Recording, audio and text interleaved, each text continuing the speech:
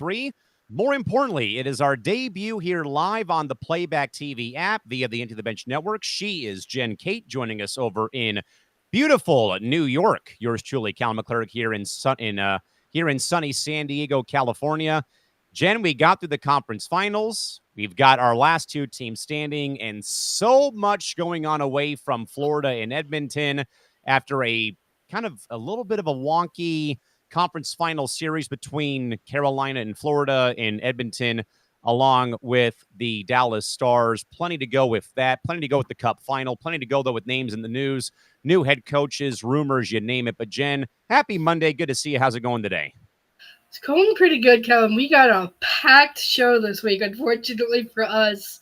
Just when we thought we were safe for a week to kind of chillax, nope. News Central.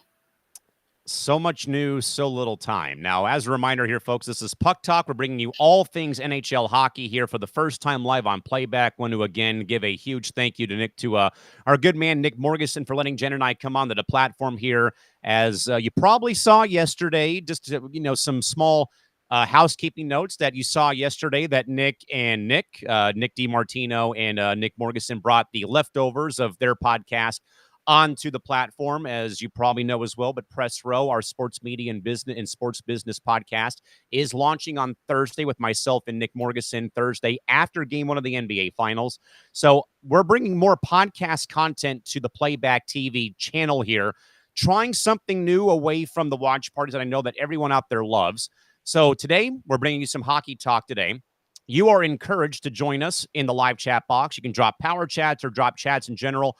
Questions, comments, concerns, hot takes, or cold takes. We're also simulcasting, we hope, live on the ETB YouTube channel, which I just got the notification too. So if you're joining us live on YouTube, you probably can't get your comments on screen or on air. We'll do our best to probably get those as a mailbag for next week's episode too. So please fire away with what you got in the world of professional hockey in the NHL. And we'll do our best to get through all of that and then some as we roll on, as we sit roughly 3 days away or 4 days away from the opening game of the Stanley Cup Finals. But, Jim, let's go back and rewind to the conference finals.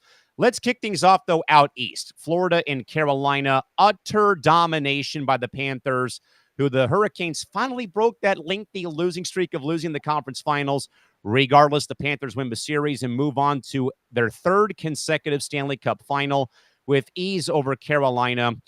Jen, we both thought, though, that Carolina was in trouble just because they've had so many problems, though, in the conference final the past several years. We were wondering back in episode 2, is this about Rod Brindamore's coaching style? Is it the players running out of gas? We know that there's some great chemistry there, but what is keeping this Carolina club from getting over the hump? And I talked to Josh Fontaine, who everyone saw during our Puck and Roll debut in a way from BJ's Restaurant back on May 17th, Josh being from the greater Raleigh, Durham, Charlotte area. And he said, we're going to lose the series because we have no goaltending. And that's kind of been their kryptonite in round 3, is that it's either been an injury to Freddie Anderson. You can't rely on the backup goalie. You can't do it. You can't do that. And I think, though, more importantly, the offense looked like they were hit by a bus against Sergei Bobrovsky in the conference final series.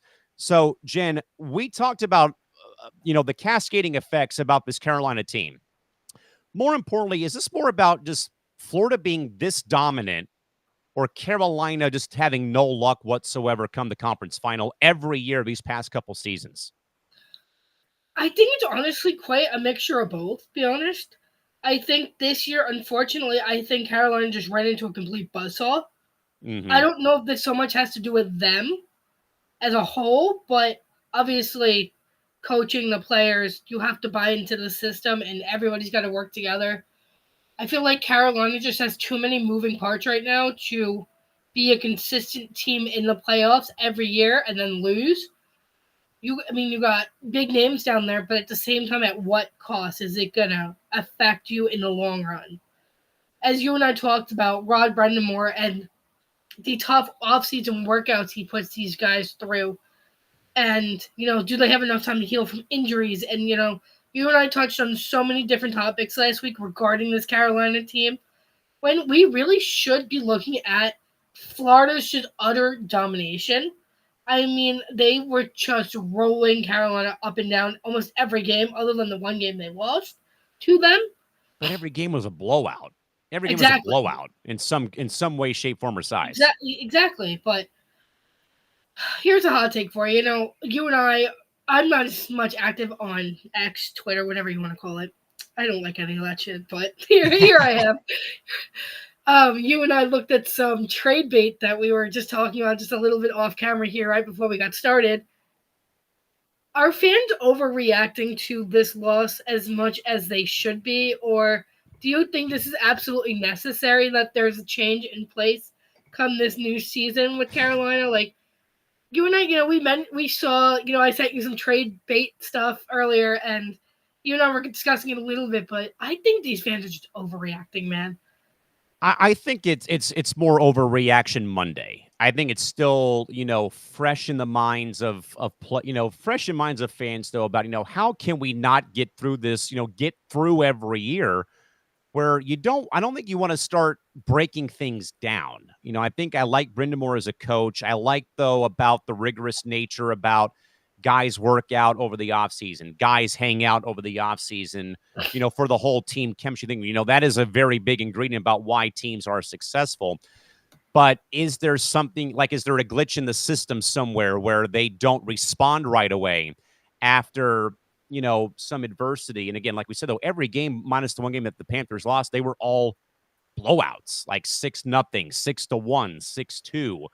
There was no close games. It really though seemed like though, anytime Carolina got down 1 or 2, everyone's balloon popped in some way, shape, form, or size. So I think that Carolina, they have question marks. I think it mainly though resides in goal. I don't know if it's really anywhere else. It's not the coach. It's not anyone else on the roster. To me, it feels like it's more of a goaltending anchor that's been bringing this team down every conference final these last several seasons. And I think a lot of fans share that same sentiment. Jen, what do you think? I think obviously goaltending's always been a thorn in their side. Carolina, we know they've had some issues, not even this just season, just the last couple of seasons with just the amount of freak injuries some of these guys have come up with. But here's my question to you, Callan. Mm-hmm. Do you think after every season of not making it to the over the hump, as we called it, do you think Rod Brindamore gets the finger pointed at him by GMs, by front office, by people behind the scenes going, this is your fault. This is your team. You're leading them. Why are you not taking them where they need to be?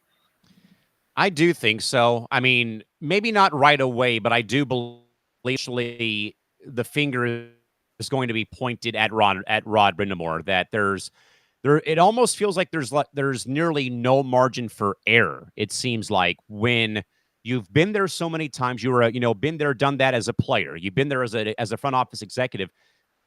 Now it almost feels like, let's hypothetically say again, Jen, they go back to the conference final next season. And if they don't get over the hump, I believe he's going to be out of a job one way or another. I think next year there's going to be a lot riding on Brindamore's future in Carolina, depending on how, in fact, things go next season. I really think that next year will be a major make or break year. Because I wonder, though, too, if, in fact, that they got off to a bad start even, that they either begin to look at trading guys or Brindamore's out of a job. I agree. I think there's a lot of question marks with Carolina. I think I'm going to bring up one guy specifically because he is a guy who, his whole family's been around the league forever. Yes. And I'm gonna bring up this name, and you're gonna recognize this name immediately. Eric Stahl. Yes.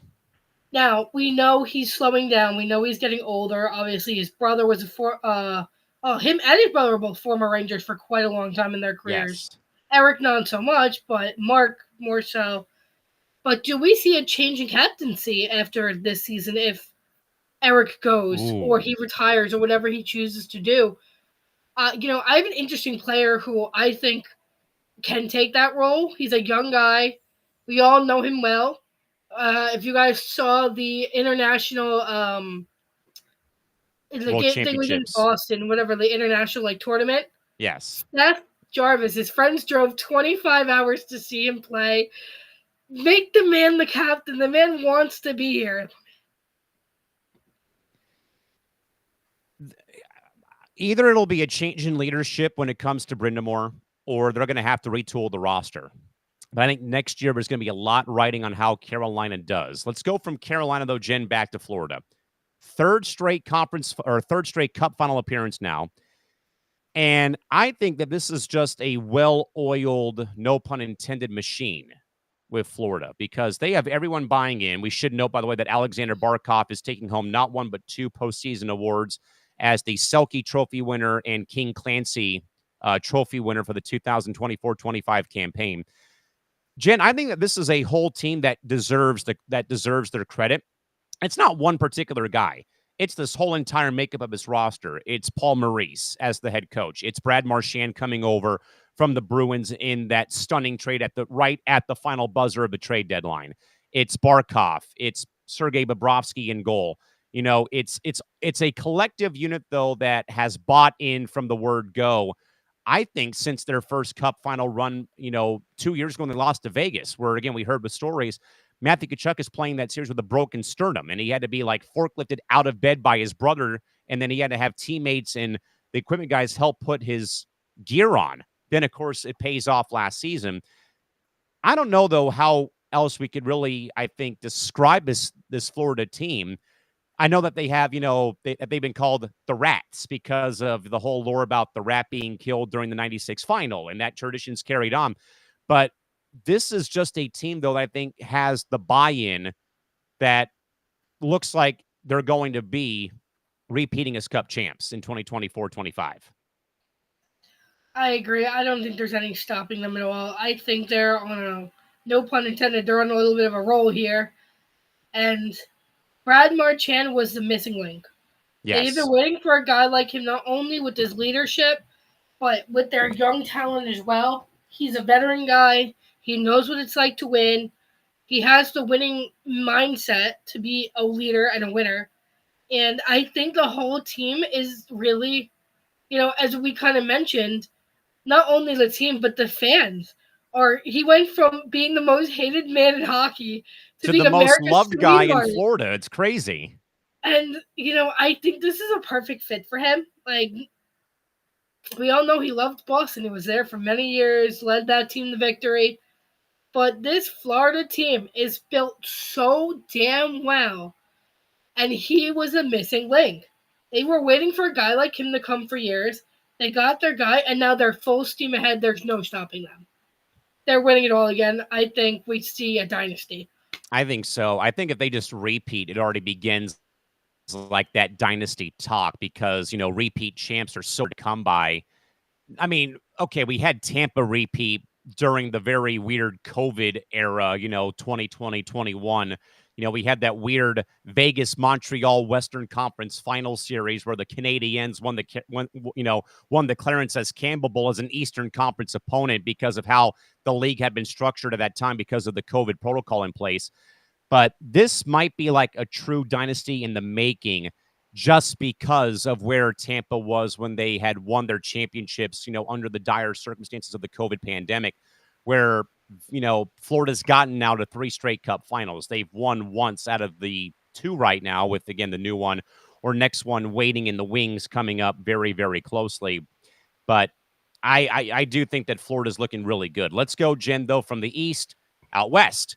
The Edmonton Oilers take down the Dallas Stars, though, in a very surprising series, I think. I think this was one that we really believed hard in Dallas. And then Edmonton just exploded, and I know, Jen, that we have really much critiqued and kind of criticized Edmonton for the goaltending play of Skinner and Calvin Pickard. And yet, though, somehow, some way, they are right back in the Stanley Cup final. I don't know if this was self-destruction by the Stars or if the Oilers finally said enough's enough and they imposed their will as this series went on. We saw McDavid, break out. He set a new record got to 100 career assists in the playoffs, trailing, of course, Wayne Gretzky. Jen, more about the Stars kind of running out of gas or more about the Oilers saying, we're not going to take this anymore? Kellen, not happy about talking about this. Because you and I both thought that this was Dallas' series to win. Exactly. I honestly thought Dallas was going all the way. Obviously, you and I discussed that on episode not only 1, but episode 2 as well. We kind of talked about it again, thinking that they were going to come back. Edmonton was starting to kind of turn it on, but, I thought, just maybe they would turn on the Jets and really run, and they just collapsed. They, me and you talked, was something we wanted to discuss, and we're going to do it here right now. What the hell was with them pulling Jake Ottinger? Yes. He only let in 2 goals. The other guy let in anything more than him, and he stayed in. What the hell was that about? Ottinger was clearly, you and I both spoke about it, was not pleased with that decision. And we'll get to that a little bit later in the show, because that certainly now has become a very big talking point now in NHL circles. I think, Jen, that, I mean, for us, it felt like a letdown because, like, Dallas finally might have them here. They won game 1. They had that great comeback, 3 power play goals in the 5-minute span.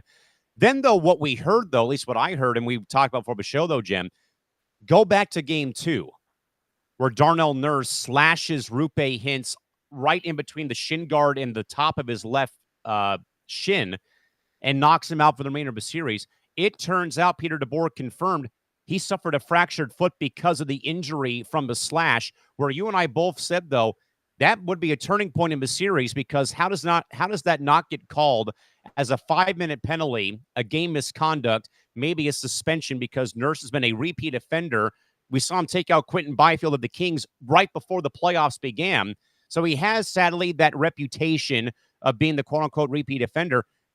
I'm not saying that play took out Dallas, but it really did thin their defensive core, though. Then, of course, the letdown, though, of Ottinger, I think 2 goals on 2 shots, and Peter DeBoer is bringing in the backup goalie in the first period. Like, it was like 2 or 3 goals in 8 minutes. Like, wait a second here. Why are we going to, take out a potential Vezina Trophy winning goaltender out of this game already because we've fallen behind? So, I mean, I don't want to make excuses, but we'll talk more about that a little bit later. But Jen, the Oilers, man, we thought they were dead, buried, and gone after they dropped the first 2 games to the Kings. Then they reverse sweep Los Angeles for the 4th year in a row. They knock out the Kings in round 1.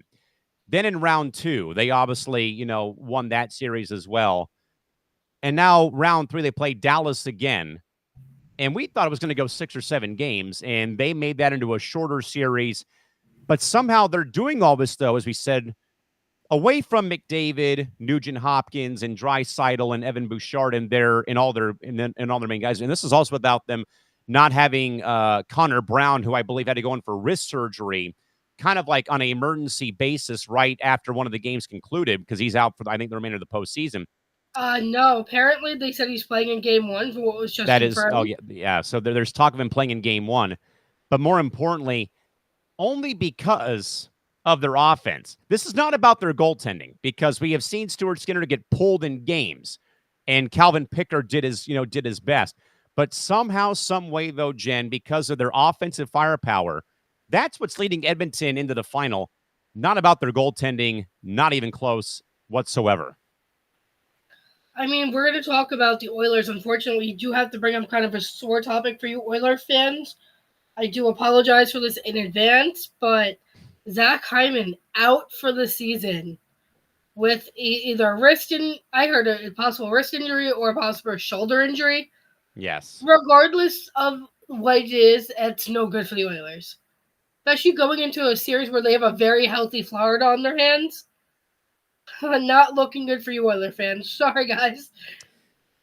And I think health becomes of paramount proportions in this series. Florida really doesn't have anyone too dinged up. Guys are probably playing through a lot of pain right now.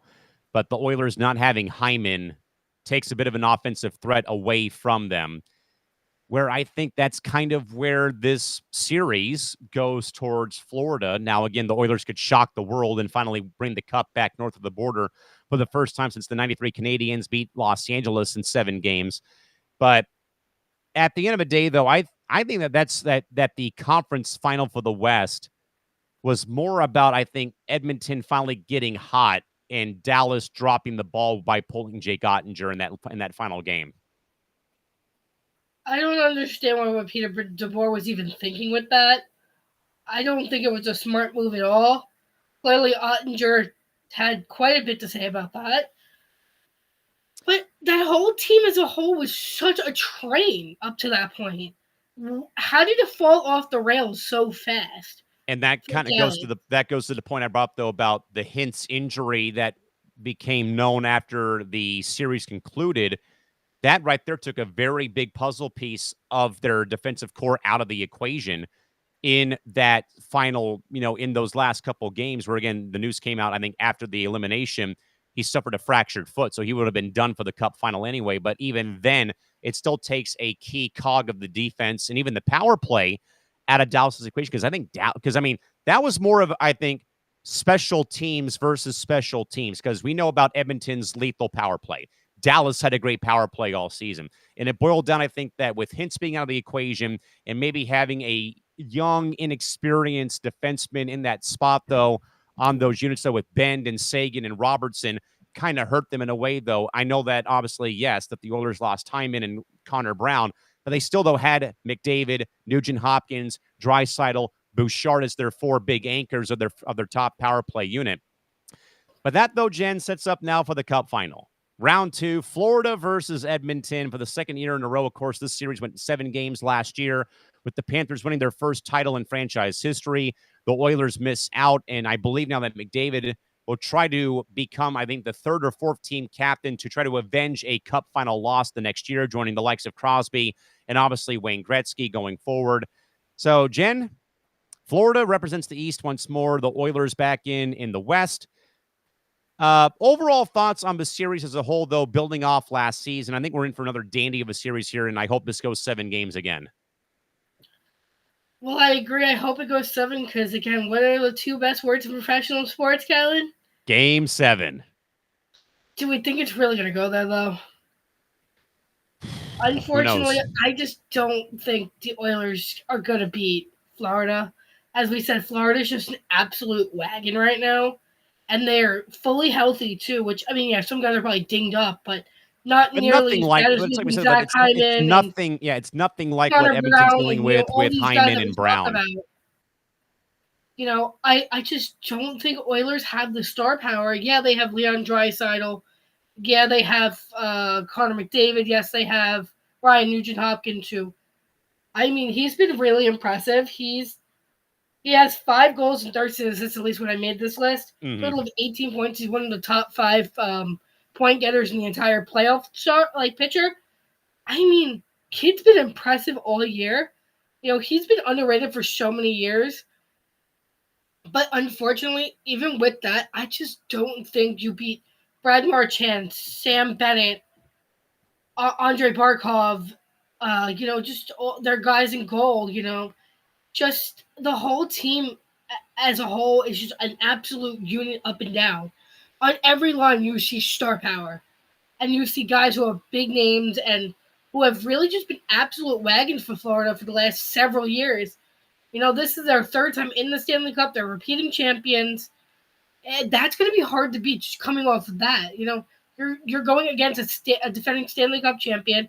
They're in the last 3 years in a row they've been in. You really look at it, this is Florida's series to lose. I'm sure Florida, I don't have the stat line here or anything, but I'm sure Florida is favored over the Oilers at this point in the game. And I just don't think Oilers do it this year. Maybe if they were beating somebody from the other East Coast teams like New York. Carolina. What if it was Edmonton, Carolina? I think so. Washington. Anybody like that, I think they stand a way better shot. This Florida team is just a unit, and I don't think anybody beats them right now.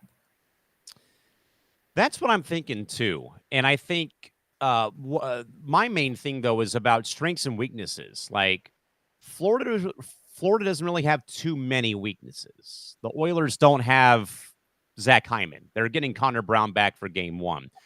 I think that this is mainly, for me, Edmonton's power play versus Florida's top line. I think that's kind of where that both teams excel. Goaltending, I think, is easily, Bobrovsky versus Skinner. I think that goes in favor of Florida. But I think for this portion, Florida's top line is just so damn insane. Marchand, Kachuk, Bennett, you name it. Those top three forwards right there, then their top defensive pair, where I think Edmonton flourishes with their top, with their power play unit, though, where I think that will probably, Jen, be a big talking point. If you take too many bonehead, let alone penalties in general versus Edmonton, you're going to get burned eventually. Simple as that.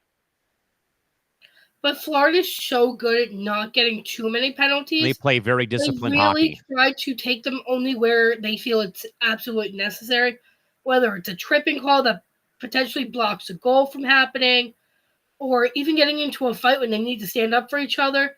They're very much a brotherhood down there, and a lot of these guys, you'll hear them say it in post-game interviews, they'll go to war for each other. And that's the system you need everybody to buy into. And right now, Florida's rolling. I think, this point of sitting cold, for these couple of days where, Callan, you and I say, this can either help a team or it can hurt a team desperately.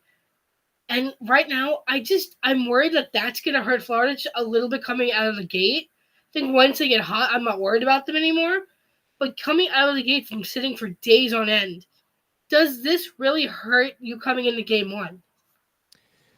I always think of that, Jen, and I'm glad you brought it up because I think back, on the West Coast of the 03 Mighty Ducks. They were a 7 seed. They swept Detroit in round 1. They beat Dallas in a very epic overtime-filled round 2. Then they swept Minnesota in the conference final. They had that long, lengthy break while the Devils in Buffalo, I think, duked it out to go to the final that year in 03. And Anaheim looked so damn sluggish in the first 2 games. They got beat 6-0 combined score lines, 3-0, 3-0, 3-0, 3-0. And then they finally got it going in game 3, game 4, then game 5, game 6. Like they finally picked it up, though. So I think that's an example of the long layoff hurting. But I'm sure other teams have had the long layoff, and they've been fine. Maybe like the 2010 Blackhawks, who again won the President's Trophy, and they were basically like Florida. They were just a damn wagon that season in 2010. So I think the early few minutes of game 1, if Florida falls behind like 1-0, 2-1, like I won't probably stress too much about it because like, hey, they've had time off. Let them get their legs back under them. And once they kind of get going, I think they're going to be just fine at this rate. More importantly, though, Jim, who do you believe has the edge, though, in special teams? I think that argument goes to Edmonton, even though I love what Florida's done, though. But if you're trying to defend a power play or a penalty kill against McDavid, Nugent-Hopkins, Draisaitl, Evan Bouchard being the quarterback of that power play unit, and maybe even Brown playing out there, you might be in for a long day at the office, though. So I think that edge right there goes to Edmonton, in my opinion, though. Though I know Florida's got a lot of great offensive weapons, though.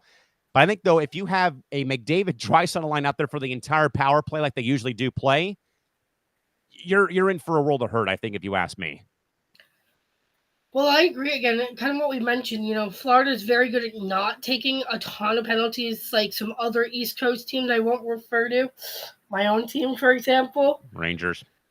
But Fish sticks. Yeah, no, that's the one thing everyone I think can learn from. Don't do what we do. Learn from Florida. Don't take stupid penalties. You're in for a world of pain if that happens. And most likely Edmonton will score on those chances because 9 times out of 10 they do. Literally a wagon. Their power play unit's a wagon. You got some of the biggest names in hockey on that power play. I'd be afraid too if I were them. Same. I think that right there is where Edmonton will make their bread and butter in this entire playoff series is their power play efficiency. Because I know that they had a bit of a struggle in the first 2 series, though. Then by the time they played the Stars, they were clicking on all cylinders on those power play units. So I think Edmonton's got the power play advantage over Florida because of who they have on the ice. I know about what Florida's got, though, but Edmonton has a little bit more again when you got McDavid and Draisaitl, being the leaders of that power play unit. Jen, how about this one? Give me a player on both teams, not named Kachuk, Barkov for Florida, McDavid, and Draisaitl for Edmonton. Give me a unsung player who's going to be key to why their teams win the series. I mean, again, I spoke about this guy just a minute ago here. Ryan Nugent-Hopkins, it's been ridiculously underrated for years now. And I really think we see him break out of his shell and finally start thriving the way we all knew he could. He is just one of the funnest players to watch. He's just a guy that you see out on the ice and go, "Ooh, who's he?" Like, I want to follow that guy's career. He's one of those guys that no one really talks about, but yet he's always there, biting at the ankles, wanting to be a part of every play. Out there doing his hardest, working every shift to the bone, out there making hits, making plays, thinking before he passes the puck. Things that not everyone sees because it's such little things, but it's the little things that he does right that makes him look so good. And I think for Florida, I mean, their star power all up that damn You're going to hate lineup. my answer for Florida. But Brad Marchand, I hate Thank it. you. See, I'm this is why I great cannot minds believe think I'm alike. talking about this man as much as I am. Screw you, Boston, by the way. And you know why I'm picking Marchand for Florida? Because he's a ridiculous he doesn't have to be the guy. He can let Tkachuk and Barkov and the rest of the guys do their thing to lead the way.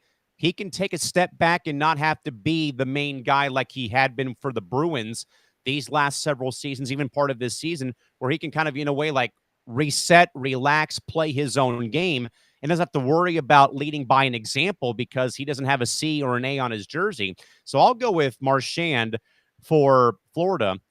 I'm going with Evan Bouchard for Edmonton. I mean, I've seen this kid play when he was in the system when in Bakersfield, working in the American Hockey League and working for the Anaheim Ducks affiliate in San Diego, and seeing Bouchard play though firsthand with the Bakersfield Condors. His shot has always been that lethal. It's been, clap bomb after clap bomb, where again, that goes to why I think that Edmonton has the power play advantage, though, because Bouchard can pass it. But then if you give it to him, though, right down Broadway, top of the blue line, right down center, from the center, that thing is is top shelf for mom keeps the peanut butter 9 times out of 10, though. And you better be getting out of the way of the shot because, he can rip that thing 100% going forward. But I think, though, Jen, that I think Marchand stands out because of what I said, though. I think you're right, though, but I think mainly that we both agree you don't have to be the focal point. You don't have to be the guy now because you're playing on a team that's got way more depth than what Boston was offering you, minus David Pastrnak at one point and Charlie Coyle before he got traded. So I do think, though, that it's Marchand and Bouchard for me. Who was your pick for Edmonton? Ryan Nugent-Hopkins. I like that one, too. I think I think in a way, I think he's he this may sound stupid. Nugent Hopkins to me kind of feels like he's that calming presence for Draisaitl and McDavid, where maybe you use him as a screen in front of the net, you use him as a passing decoy to let them get some open space. So I do like those picks. Now, more importantly, I think, though, Jen, for this one, is the angle now for Edmonton. Again, getting back to the final, losing in 7 games last year. We've all seen the clips of the Netflix behind-the-scenes show about how McDavid did not go out to get the Conn Smythe Trophy, how he was lighting up his teammates, in the locker room after a game, like any captain should, though. And we saw, like, the unfiltered passion of what these guys gain and lose when they don't win the champion, when they don't win Lord Stanley.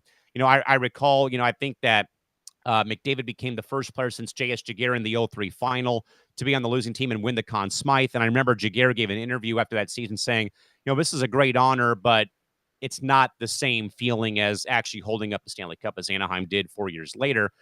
So, Jen, obviously, revenge will be on the minds of the Oilers, though. But from this angle, though, I know that we kind of have a lot of our doubts right now with Edmonton playing against Florida, though. But this is, though, an angle, I think, though, that really needs to be kind of talked about because if the Oilers don't get it done now, when will it ever happen, basically, is what it kind of feels like. I agree. They got, obviously they got their top guy, locked up to a long deal, whatever. But players are eventually going to start to leave. And I'm going to compare this situation to actually something else that's going on in the NHL. A team who just got knocked out recently, Toronto Maple Leafs. Look at Mitch Marner. He wants out. We talked about it in episode 2 on IG Live. he wants out of there, and I don't blame him for wanting out of there. Again, they keep getting to that point. They can never make it past that hump.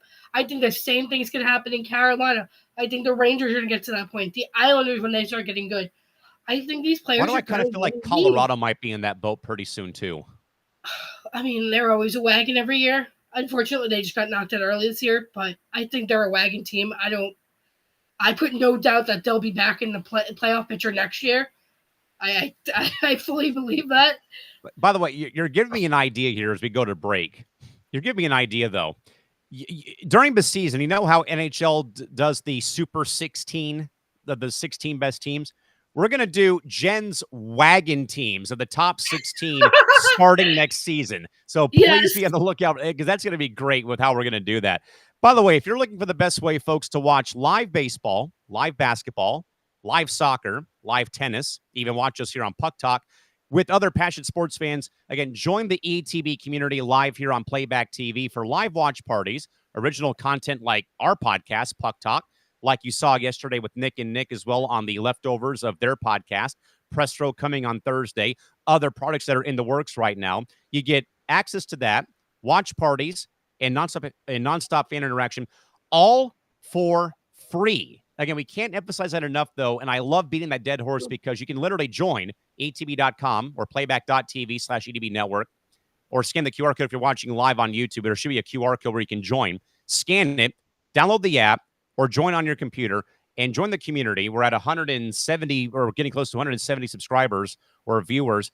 You come and join. You get live podcast content like us, and you get access to watch live baseball, live basketball, live soccer, the French Open, others, in other sporting leagues that are growing on this platform. And you don't have to pay a cent.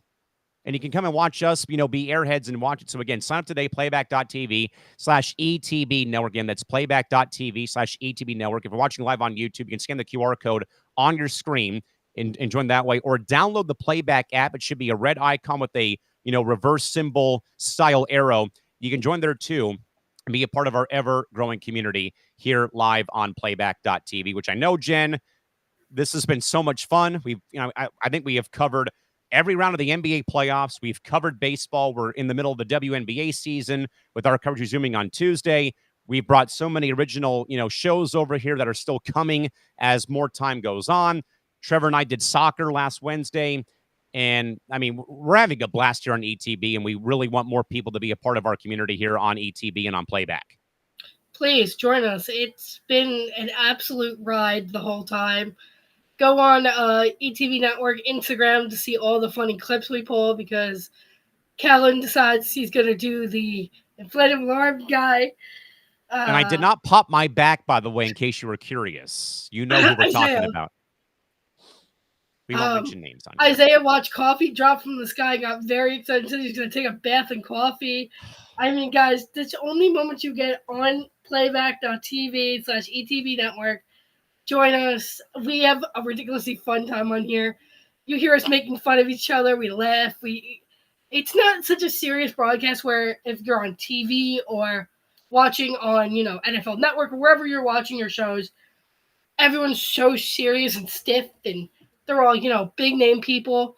We're just here to have a good time, guys. Like, we're not looking for attention for having the best stats or, minute-to-minute updates in the game. We're here to just have a good time and really bring you guys along for the ride, really, And that's literally what this community is all about, is bringing people on board, having a good time, watching live sports, and again, raw live reaction to games. So again, folks, please join us again right here on playback.tv/ETB network. All right, Jen, to the other big news in hot stories around the league.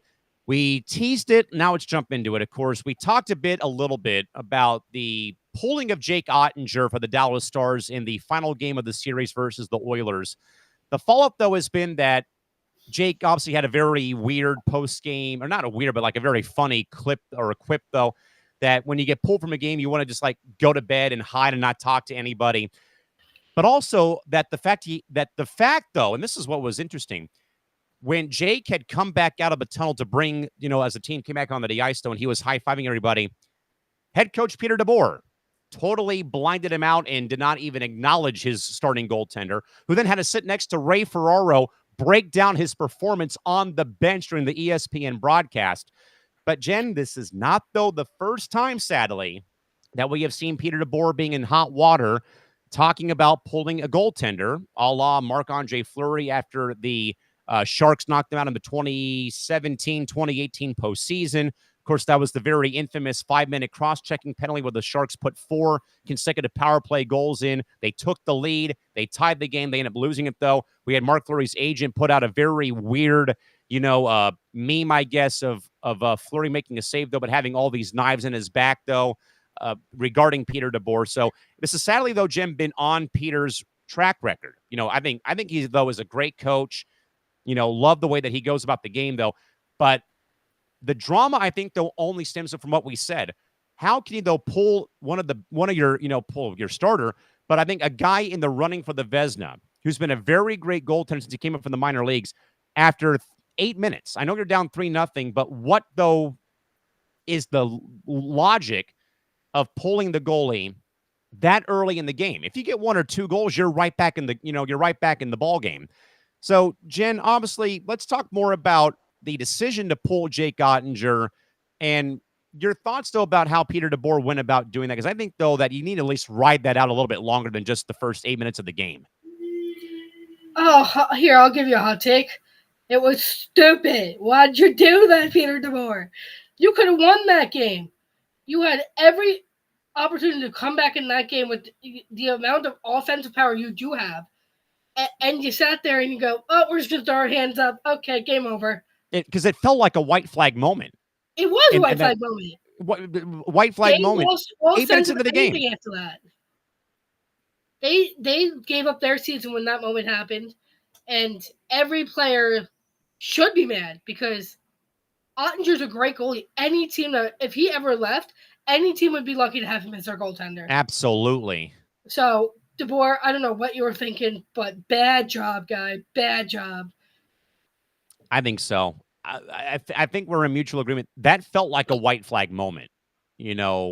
I get the fact, though, you fell behind early. 1-2, 3-0 in first 8 minutes. But I still don't think that is a reason to pull the starting goalie.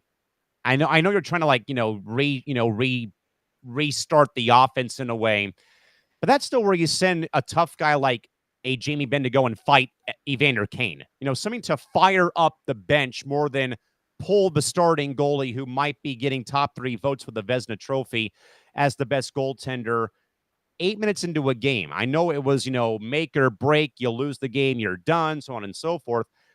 But I think, though, Jen, what I also heard today that was added, though, to the rundown is now this weird rift, this icy relationship now. As I said, though, a few minutes ago about how Marc-Andre Fleury, had his reaction to DeBoer after he was pulled after the Game 7 debacle with the Sharks and the Golden Knights, and how Fleury's agent just attacked, but DeBoer in the media, with the meme and all of his, and all these other PR nightmares. But now, though, we've heard reports, though, Jim, that Jake Ottinger has not spoken to head coach DeBoer since the final game of the series. I mean, I don't want to speculate, Jen, but I really dread these kind of stories, though, because I think, though, with players having as much power nowadays in professional sports, that Jake may say, hey, if you don't get rid of this coach, I'm not going to play. I want to trade. I want this. I want that.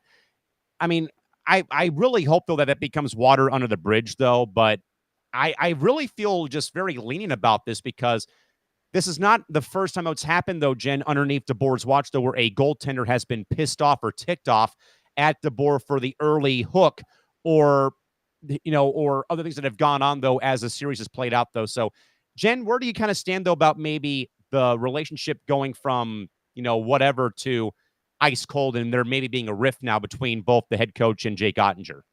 Hearing you say that, I did not even know this information, so this is brand new to me, so you're going to get my reaction firsthand. I'm not completely shocked that Ottinger's taking some space to kind of cool off from the whole thing. He can be a little hot-headed at times. We know that about goalies. They can get a little emotional, especially when it comes to such a large game and, their season being on the line. There's a lot at stake. players possibly getting moved in the off season. They become like family. They see each other more than they see their own kids, their wives, their families. This is everything to them. This is what they've dreamed of since they were kids. I'm sure he's got a lot to say. I'm sure he's trying to keep his composure and not really draw attention to it, hoping that it just kind of goes away eventually. Yeah. But I don't know what Peter DeBoer is going to do. I don't know if they're the HR, not HR, but upper management, hockey operations might have a say in this president, eventually. and all those people, general managers. I'm sure there's going to be a word about that, and they're going to bring it up to him and ask, "What was your thought process? Why'd you do it to him? Now he's mad. Now we have to go in and fix a relationship between you and a player. Like damage That's not control. the way it's supposed to be in the locker room. Now this could become a cancer. Now there's a lot more concerns down the line going, is this going to affect more than just their relationship? Is this going to affect other players? Is this going to affect the mood in the locker room? Is it going to become a problem for other players now that Ottinger's got a little taste of being angry? Is he going to lash out on other players? We're going to hear that he has a relationship problem now with other players too, and this was just the final straw for him. I don't know where this is going to lead, Kellen, but all I know, this is probably not a good thing for Dallas, unfortunately. I agree that this is not a good situation. I only say it, Jen, and I'm going to go back to this point for the third time in this segment. I only think it's a problem because we've seen this happen already with Peter DeBoer in a goaltender where, again, the rift began there with Marc-Andre Fleury. You really hope it doesn't happen here now in Dallas because I think they've already locked up Ottinger long-term for like the next 6 to 8 years. He's their goalie going forward for the next several seasons.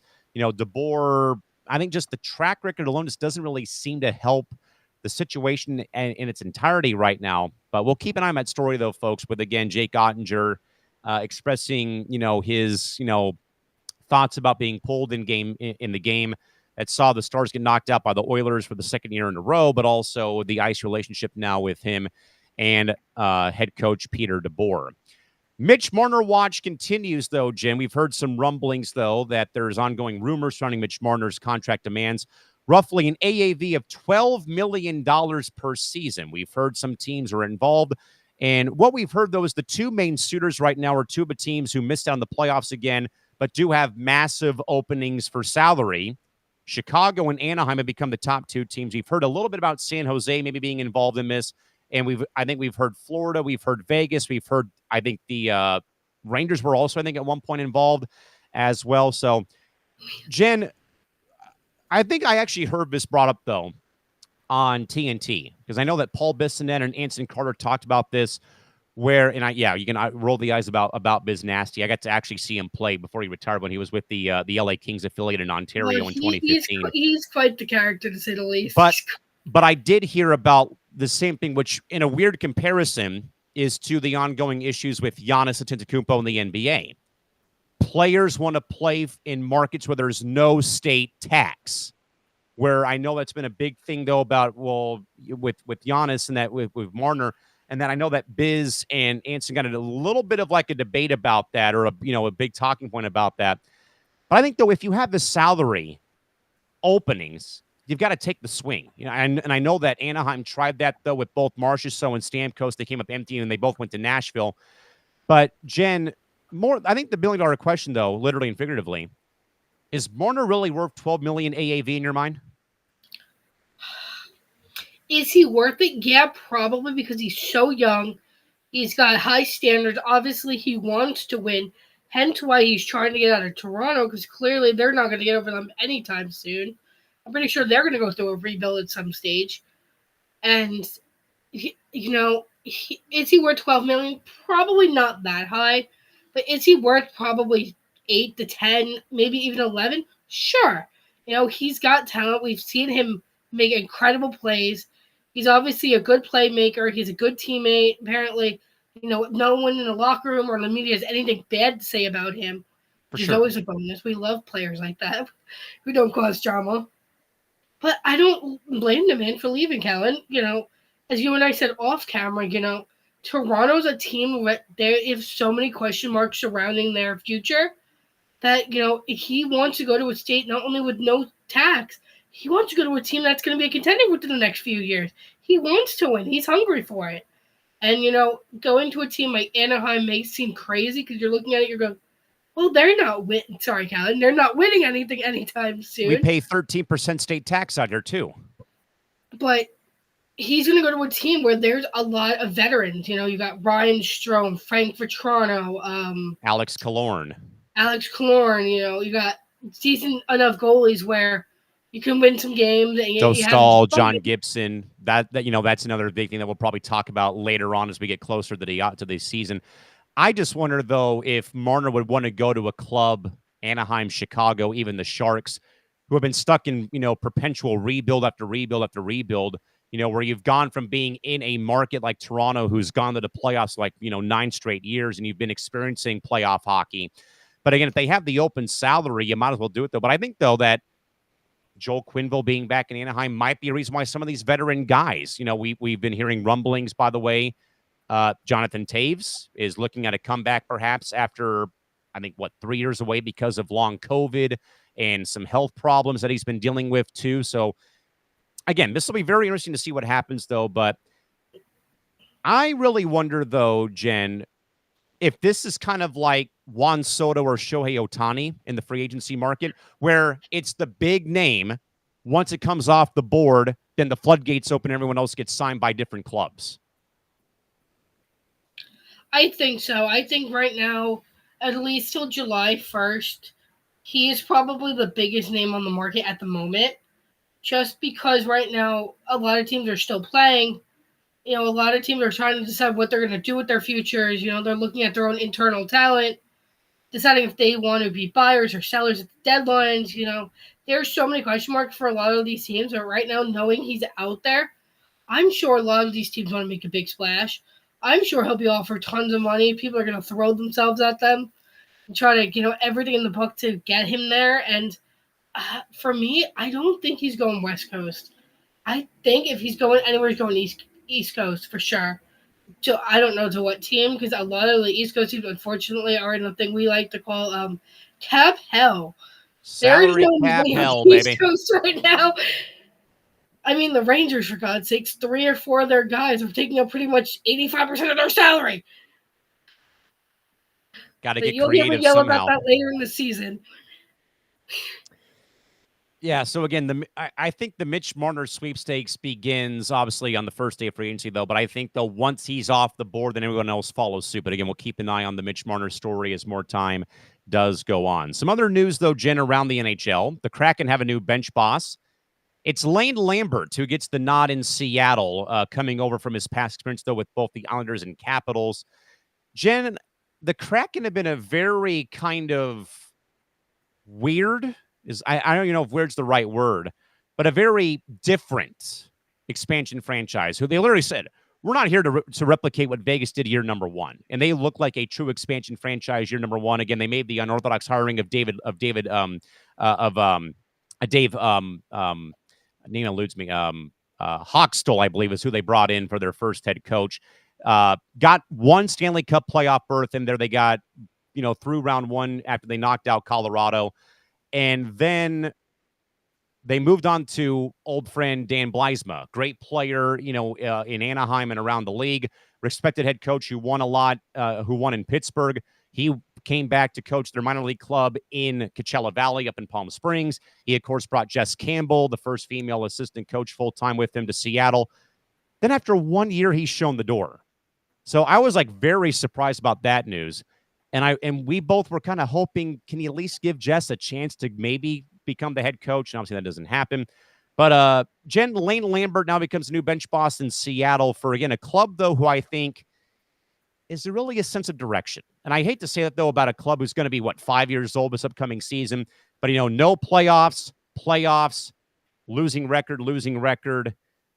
I think there's talent there with both Josh Mahura, Brandon Montour, Jordan Eberle, some of the established names that were picked in the expansion draft. But Jen, where would you probably say right now is the sense of direction in Seattle, and your thoughts on them hiring Lane Lambert as their new head coach? Okay, so I'm going to start with the whole Lane Lambert situation because you and I both talked about this last week on episode 2 on Instagram Live. You and I were both hoping Jess would get the nod. Unfortunately for her, that doesn't go in her favor. I don't know if they even ever interviewed her, which idiotic move that they did not You would interview hope her. if they did, though, for the sake of, like, she's already on the staff, give her a chance. I don't love this Lane Lambert move. I really was kind of hoping Jess Campbell would get it. Not only just for women in sports, but this would be such a defining career breaking moment for her.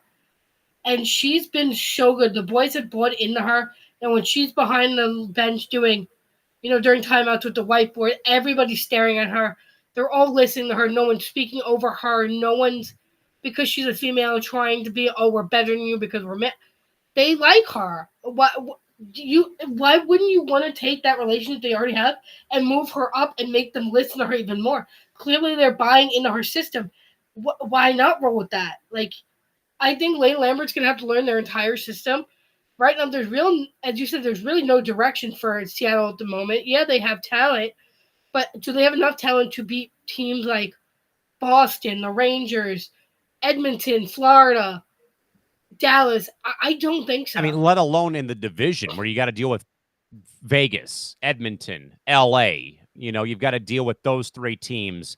Then you have to deal with, the Ducks and San Jose if they ever get out of the rebuild. You have to deal with Vancouver, who, they had a major fall from grace this past season. You have to deal with Calgary, who, was in a playoff position until they took, some bad losses at the very end of the year. Like, let alone not just the conference or the East, the division alone is just a damn unit right now with, again, the Oilers back in the Cup final for the second year in a row. Yeah, I mean, I don't think there's any direction for Seattle right now. I think they're kind of just a lost. They're kind of up shit's creek without a paddle at the moment. They're kind of just splashing around, kind of doggy paddling, just trying to find something to hold on to.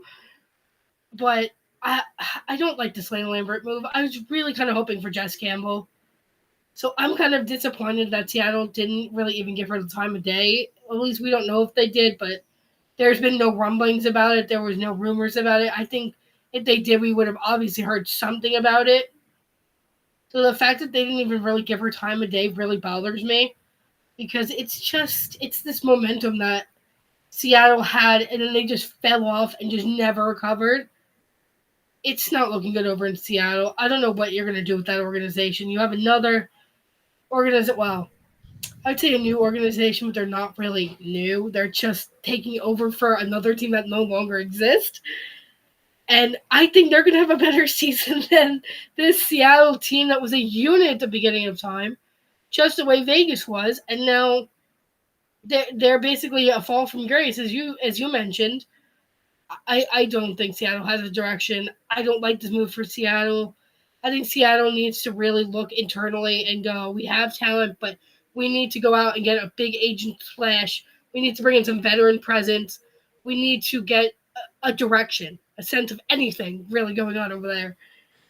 Yeah, I mean, I thought they did pretty well with free agency last year when they scooped up Montour and Mahura from Florida. They both got paid, big money, but still, like, Philip Grubauer, is he the right guy in goal for them? What's the rest of the cast and crew, away from Jordan Eberle, for example? They had Yanni Gord, who we're going to get to next, who literally now just signed a 6-year extension with Tampa Bay. They let him go, so again, the ever-changing needle of, like, yes, no, we want to contend, no, we don't want to contend, is just, pretty much mind-boggling for me up in Seattle. But again, Lane Lambert, the new head coach of the Seattle Kraken. Speaking of Yanni Gordon, a former Kraken player, again, he signed a 6-year extension earlier on Monday to stay in Tampa Bay. Again, he was already there once, then he, of course, left, came back. Jen, Tampa Bay was obviously in a bit of a transitional year this past season, or this year, again, losing Steven Stamkos.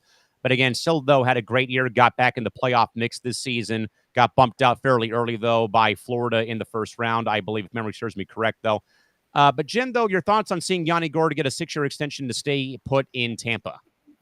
This does not shock me. Tampa likes to lock up guys to long contracts, to many years on their contracts. This is seeming very just religious at this point, if you will. Obviously, they have guys like Ryan McDonough, some other big names down there. Braden Point, Victor Braden Hedman, Point. Kucherov. they're a good team, but are they a wagon like they were the last few years before Not even the close. Panthers really picked it up? No. Now they have a great. Let's not diss on anything they have going on down there because they have one of the greatest coaches in. I want to almost say sports history. I really would like to go there, but John Cooper, man, he's a legend behind the bench. You know, he's been with them for years. He's gotten them back to Stanley Cup runs. He's gotten them to where they are now, where they're really like this kind of household name now. And I don't think they would be here without the big names they have on their team. So, you know, their fall from grace may not have been as traumatic as Calgary and Vancouver and Seattle and Vegas and all those West Coast teams, but still, good contract, long contract. This is not something shocking that we see in Tampa. This really just doesn't shock me. Like, it's not like a move that like you would see and you would gasp and go, "Wow, that's really good." You know, we knew this was coming. They like to lock people up to long, extensive, over dramatic contracts. So again, I'm not shocked by this, but it is what it is. You know. Yeah, and it's been like the proven track record of the Lightning. You know, you give an extension to Kucherov, or you give one here to Braden Point, you give one to Victor Hedman, you give one to Andrei Vasilevsky. That they enjoy keeping that core together. That again, they've won championships, they've been to the conference finals several times. You know, I think the playoff run helped soften the blow without having Steven Stamkos this season, where again he was there for a long, long time, helped get that club, you know, to somewhat being relevant for the first time in quite a long time since they won the Cup in 03 when they beat the Flames that year in 7 games.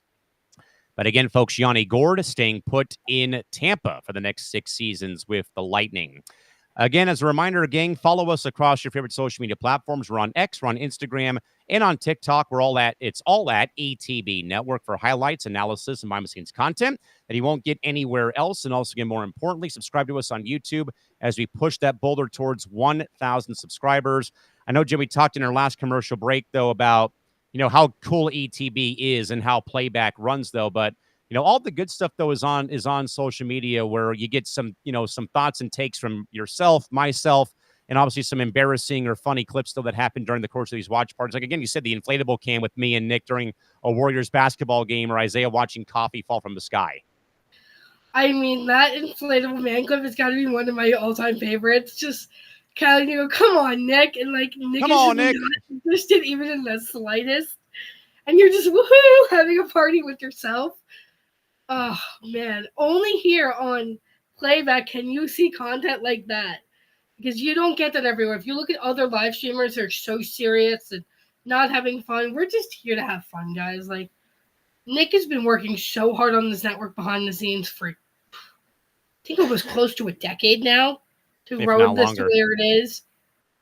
I mean, a shout out to our man Nick because Nick is the reason we're all here. So.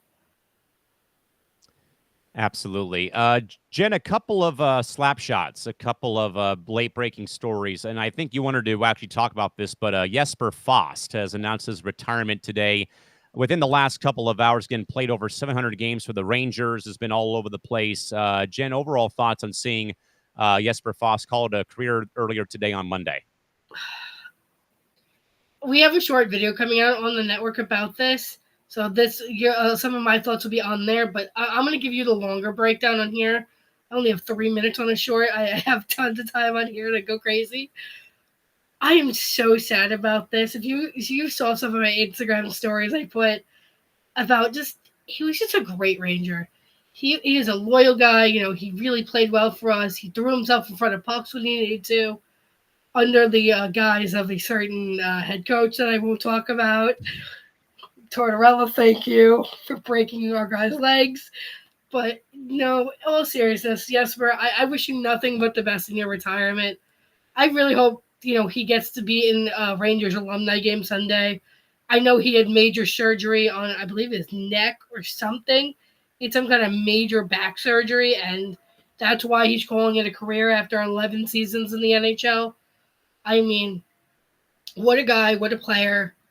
Just a loyal player overall. Like, never caused drama, did exactly what he needed to do. Everyone in the locker room loved him. There was nothing bad to say about the guy. Unfortunately, the Rangers are just the kings of booting guys out the door when they're on a hot streak and kind of just kicking them out the hard way. And we've seen that with multiple captains, Callahan, and now Truba this past Rank. season. Who you'll hear me getting to that at a later time. But no, it's sad to see Esper go. Obviously a great in his own right. Maybe not to where some other legends on our team are, but just a great guy. I grew up watching him play for the Rangers, so it's really sad, man. Especially to go out on such a terrible injury, and to go out on a major surgery like that, where you're basically being told by your medical team you can't go no more. It's heartbreaking. It really is. Look at I'm going to do a comparison here. They're not kind of the same thing, but it's kind of similar. Blake Wheeler has not played another game for the Rangers ever since he got hurt in that, was it Eastern Conference Finals or whatever it was? Yeah, yes, a year ago, And I think. he's looking at retirement himself. And if that is the case, again, Wheeler, another, even though he wasn't with the Rangers long term, another great player in the league overall. It's so sad to see guys go out on injuries. I was telling somebody behind the scenes, it's hard to watch your favorite players you grew up watching, guys you grew up idolizing, go out on horrible injuries when they could just hang it up before that happens, knowing they're getting to that age point where injuries like that could end their careers. I'm one to believe that if you know your time is coming, like for me, an example of that would be Matt Zuccarello, who's still with the Minnesota Wild, but you see him getting older, broken arm, broken leg. He had that major concussion with the Rangers where he had to teach himself how to skate again, how to speak English, how to feed himself. Those injuries take a toll on you, especially as you get older. The league is only getting younger. The bar is getting set higher, and those guys are just not able to keep up the way they used to be able to in 2011, 2012, 2013. Now it's all young guys, speed, agility, fast moving the puck, quick hockey IQ, and it's terrible to watch guys go out like that, but especially a guy who was nothing but an absolute rocket for your team and absolutely just a brick almost for your team. Well, we don't talk about every player like that. Seeing a guy like Jesper Fosco is so tough. He's been around the league for 11 years. It's hard to stay in this league to begin with the amount of just talent that's everywhere.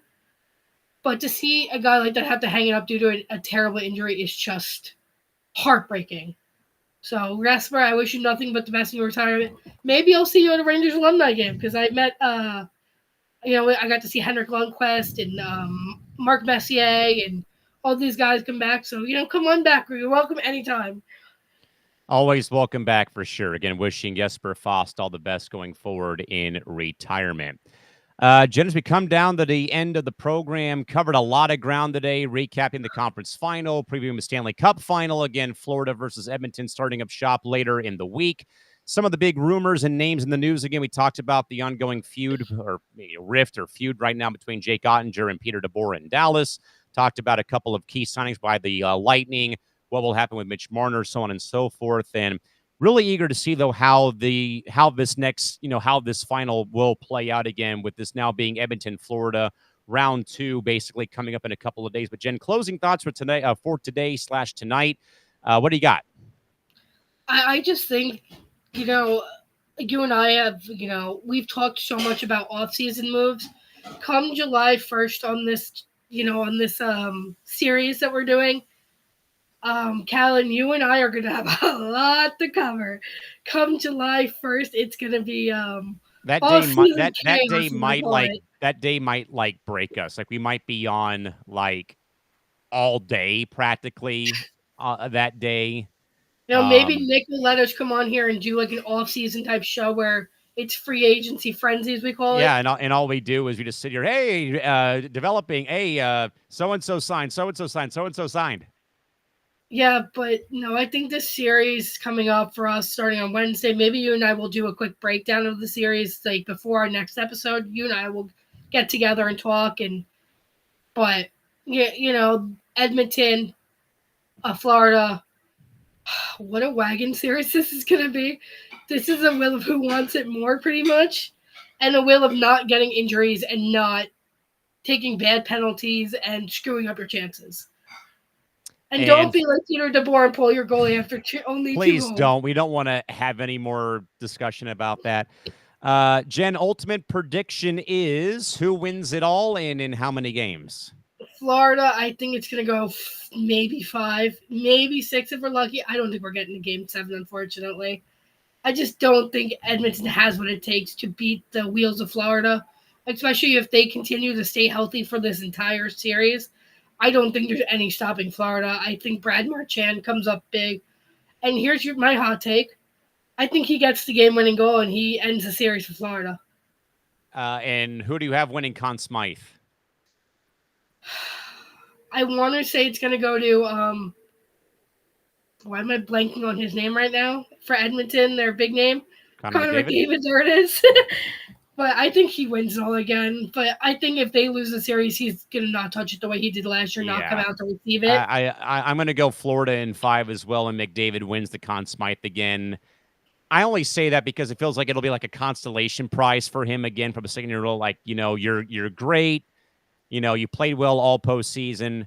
If not, I think it goes to Bobrovsky for Florida. I think Bobrovsky is an underrated pick, but ultimately, we know they love to give Connor McDavid every accolade in the book because pretty much he's the NHL's face guy. So, of course, they're going to give him every accolade, every award. Every time he breaks a record, it's going to be everywhere. Kind of like when Ovi hit Wayne Gretzky's thing, it was everywhere. The countdown. Is Wayne Gretzky going to beat against this team? Are they going to who's going to do it to him? Who's going to come and try to catch him? It's always a battle when you are the face of the league. Everything is riding on you. It doesn't seem that way because he's got a lot of help, but at the same time, do you think the pressure really gets to him and Edmonton just falls short once again? And that's why I think Florida's going to win it, is for that reason. And Canada will have to wait another year to probably win Lord Stanley again. Again, gang, thanks for joining us here on episode 3 of Puck Talk. Again, as we said, you can catch the replay live over on YouTube if you missed out on today's show. We will again, folks, join you again sometime next week as we will probably plan out after the first game or two of the series.